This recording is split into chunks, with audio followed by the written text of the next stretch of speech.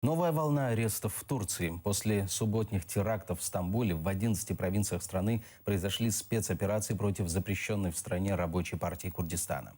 Задержали 235 человек, которых обвиняют в пособничестве террористам и медиапропаганде в соцсетях.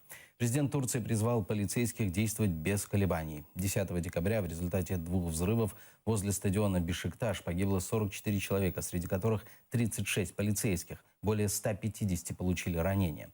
Ответственность за теракт взяла на себя группировка «Соколы свободы Курдистана», которую связывают с рабочей партией.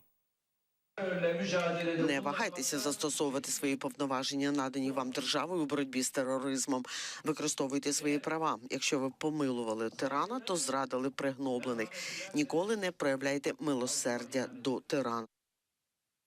Турция лидирует по количеству заключенных журналистов, сообщает Американский комитет защиты журналистов. В частности, по их данным, по состоянию на 1 декабря в мире 259 журналистов заключены в тюрьму. По меньшей мере 81 из них заключен в Турции. Китай, который возглавлял список последние 2 года, опустился на 2-е место.